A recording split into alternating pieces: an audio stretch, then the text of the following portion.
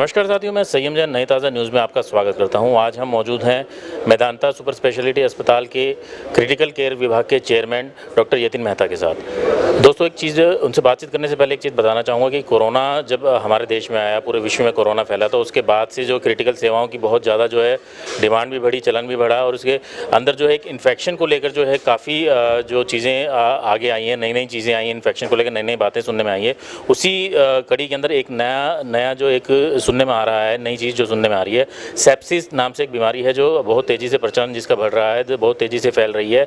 खासतौर से इंडिया में इसका बहुत तेज़ी से जो है फैलाव हो रहा है। इसके अंदर जो है इन्फेक्शन शरीर में इतना फैल जाता है कि हमारे जो ऑर्गन्स हैं, बॉडी पार्ट्स हैं, वो फेल हो जाते हैं और काम करना बंद कर देते हैं और जो आदमी की डेथ भी हो जाती है। तो इससे इस बीमारी से बचने के लिए, सेप्सिस से बचने के लिए क्या क्या ज़रूरतें हैं, क्या ख्याल रखा जाना चाहिए, उसके इलाज के लिए किन चीज़ों की ज़रूरत है, क्या अस्पतालों में वो सभी सुविधाएं उपलब्ध हैं, उसी के बारे में बातचीत करते हैं डॉक्टर मेहता से। डॉक्टर साहब बताएं कि सेप्सिस क्या है और ये किस तरीके से फैल रहा है। सेप्सिस का मतलब सीरियस इन्फेक्शन जो बदन में हो जाता है, जिसकी वजह से बाकी बदन के ऑर्गन्स खराब हो जाते हैं, जो अंग है, और उसकी वजह से ज़िंदगी का रिस्क बढ़ जाता है, मरने का चांस बढ़ जाता है।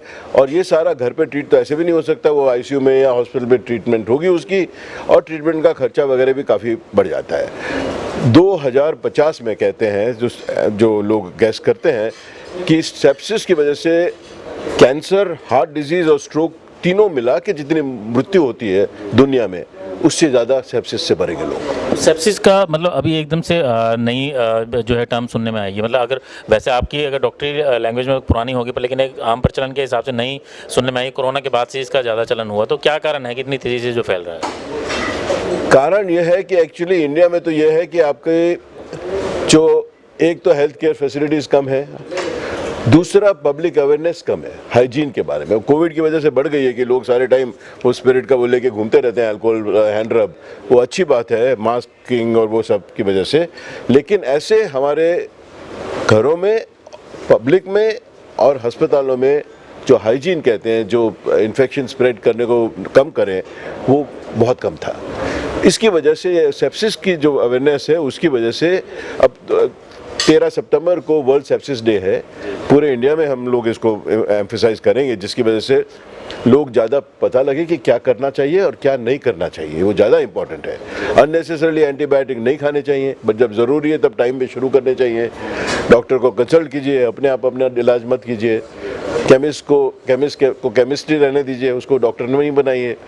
ये सब चीज़ें हैं। मिसयूज़ ऑफ एंटीबायोटिक्स की वजह से हिंदुस्तान में सेप्सिस का इंसिडेंस जो बढ़ रहा है। अभी मैंने हमारा पब्लिश पेपर किया इंडिकैप में, 1200 मरीज़ पूरे हिंदुस्तान में हमने स्टडी किए 4 दिन में, पूरे साल में, और उसमें ये आया कि 50% मरीज़ को आईसीयू में जो भर्ती हैं उसमें सेप्सिस है। तो डॉक्टर साहब, अभी आपने जो बात की थी, आपने एक तो कहा था कि इम्यून सिस्टम की बात की थी और दूसरा रेजिस्टेंस पावर की बात की थी कि एंटीबायोटिक के प्रति जो है लोगों के अंदर जो दिखने में सेहतमंद है, लेकिन अगर हम टेस्ट करते हैं तो उनकी इम्यून पावर भी कमज़ोर है और साथ में रेजिस्टेंस पावर भी कम होती जा रही है एंटीबायोटिक के। इसका क्या कारण है? देखिए, इसमें ऐसा है कि 2 टाइप की इम्यूनिटी होती है। इनेट जो आपकी बॉडी में ऑलरेडी है, पहले से आपके बॉडी ने बैक्टीरिया को एक्सपोज हुए हैं और वो रिकग्नाइज कर लेगी, और दूसरी होती है एडॉप्टिव, जो एंटीबॉडी बनाएगी आपके बारे में।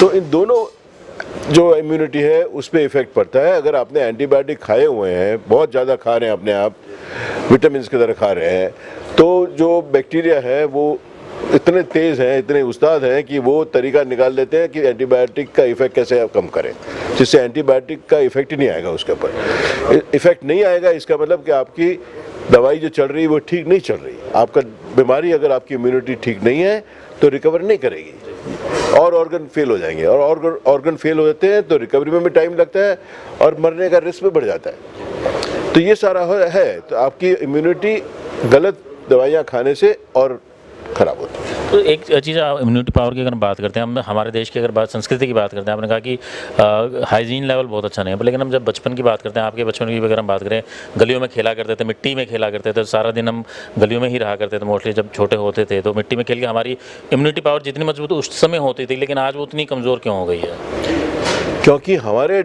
जब छोटा था तो पानी बिल्कुल नलके से पीते थे हम।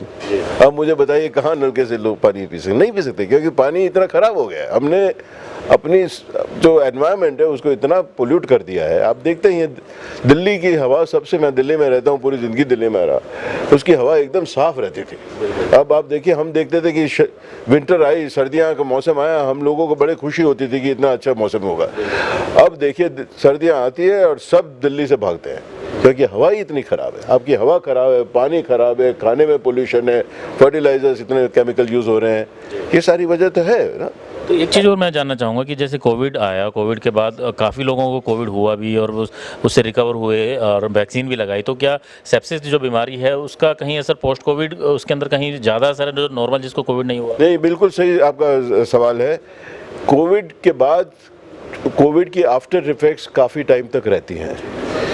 उसमें से एक ये है कि आपकी इम्यूनिटी डिस्टर्ब हो जाती है और सेकेंडरी इन्फेक्शन, दोबारा किसी चीज़ का इन्फेक्शन के चांसेस बढ़ जाते हैं आपके, इसलिए ये तो प्रॉब्लम है। और दूसरा, कोविड ज़्यादा ख़राब करता है जिनकी उम्र ज़्यादा है उनकी, या जिनको ज़्यादा और बीमारियां हैं, कोमॉर्बिडिटी से कहते हैं, डायबिटीज़ है, किडनी डिजीज़ है, कैंसर है, ट्रीटमेंट चल रही है, स्टीरॉयड ले रहे हैं, उनका इम्यूनिटी ऑलरेडी डाउन है, तो कोविड के बाद वो इम्यूनिटी और डाउन हो जाती है। इसलिए कोविड के बाद खास ध्यान रखना चाहिए अगले 6-8 महीने, 1 साल तक, क्योंकि उसके कोविड की इफ़ेक्ट्स बाकी ऑर्गन्स में भी काफ़ी वक्त तक रहती है। उनके फेफड़े ख़राब रहते हैं, सांस फूलता है, हार्ट अटैक मैं देखता हूँ कोविड के बाद काफ़ी हुए हैं, स्ट्रोक्स बहुत हुए हैं कोविड के बाद, उनको साइकोलॉजिकल प्रॉब्लम्स होते हैं, मसल में पेन और वीकनेस वगैरह रहती है। एक चीज़ और मैं जानना चाहूँगा कि जैसे अभी कोविड की बात चल ही रही है, तो कोविड की वजह से कमज़ोर हुई है, तो कोविड के जो मरीज़ हैं उनको सेप्सिस ना हो उसके लिए क्या ध्यान रखा जाना है? ध्यान यही रखना चाहिए, उनको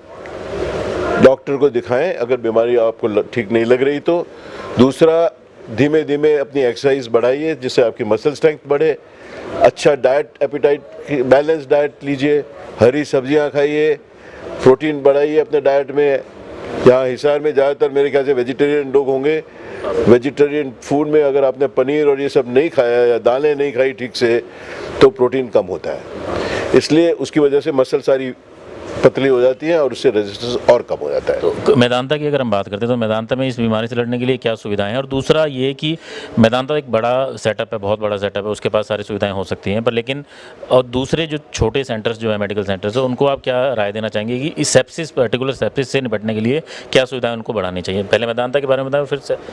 देखिए, कोविड के बारे में तो यह है कि मेदांता ने वैक्सीन वगैरह दिए, ड्राइव इन है, हमारा तो गाड़ी चलाई, अपना इंजेक्शन लगवाइए, बिल्कुल आसान है।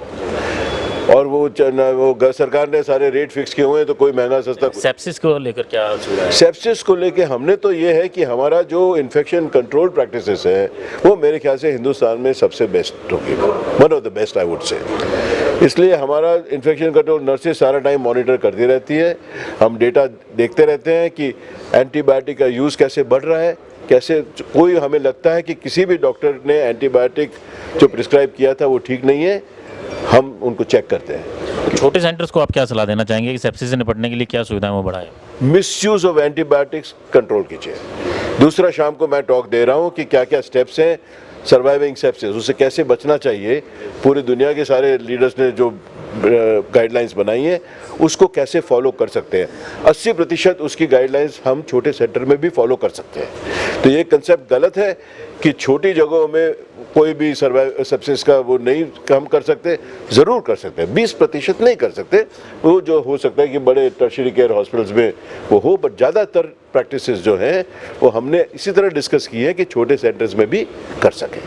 डॉक्टर संजीव जो हैं, डॉक्टर मेदांता हॉस्पिटल में कार्डियोलॉजिस्ट हैं, तो उनसे भी बातचीत करते हैं। डॉक्टर साहब बताएं कि अगर कोई मरीज़ है जो कार्डियो की बीमारी से परेशान है, तो इन्फेक्शन, अगर छोटा इन्फेक्शन होता है तो उसको क्या ख्याल रखने की ज़रूरत है कि जो सेप्सिस तक ना पहुँचे? कार्डियक पेशेंट के लिए सेप्सिस का अलग से कोई स्पेशल प्रिकॉशन नहीं है, लेकिन जो कार्डियक पेशेंट्स होते हैं मोस्टली उनमें डायबिटीज़ होती है, 70 से 80% मरीज़ों में डायबिटीज़ होती है, तो मेन ख्याल उसके अंदर उनको डायबिटीज़ कंट्रोल रखने का करना चाहिए। मतलब डायबिटीज़ में के अंदर जो सेप्सिस की अगर हम बात करें, इन्फेक्शन जो बढ़ जाता है, जो अनकंट्रोल हो जाता है, तो वो डायबिटीज़ के मरीजों को ज़्यादा नुकसान करता है क्योंकि उनमें ऑलरेडी इम्यूनिटी भी कॉम्प्रोमाइज़ होती है। उनका डायबिटीज़ एक ऐसी बीमारी है जो पूरे शरीर को अफेक्ट करती है, आपकी किडनी से लेकर पैर की नसों से लेकर हार्ट को लेकर सबको अफेक्ट करती है। उनकी ऑलरेडी रेजिस्टेंस और इम्यूनिटी कम हुई है, तो इनमें इन्फेक्शन होने के चांसेस बहुत ज़्यादा रहते हैं। तो साथियों, देखा आपने कि किस तरीके से डॉक्टर संजीव और डॉक्टर यतिन मेहता ने बताया कि सेप्सिस जो एक नई टर्म है, बीमारी मतलब आम लोगों के लिए एक नई टर्म है, इससे घबराने की ज़रूरत है और नहीं भी, क्योंकि घबराने की ज़रूरत इसलिए क्योंकि अगर ये बीमारी हो जाती है तो ये काफ़ी जो है खतरनाक साबित हो सकती है। लेकिन घबराना इसलिए नहीं है क्योंकि इससे बचा जा सकता है। थोड़ा सा ख्याल रखें, हम साफ़ सफाई का, अपने आसपास साफ़ सफाई का ख्याल रखें, एंटीबायोटिक का जो है बहुत ज़्यादा यूज़ नहीं करें और थोड़ा भी इन्फेक्शन होने पर उसको ढिलाई ना बरतें और डॉक्टर से उसका पूरा तरीके से इलाज कराएं, तो सेप्सिस जैसी बड़ी बीमारी होने से बचा जा सकता है। मैं सय्यम जैन, कैमरामैन अशोक के साथ, नई ताज़ा न्यूज़, हिसार। लेटेस्ट वीडियोस के लिए सब्सक्राइब करें हमारा चैनल नई ताज़ा न्यूज़ और दबाएं बेल आइकॉन ताकि आप मिस ना करें कोई भी अपडेट।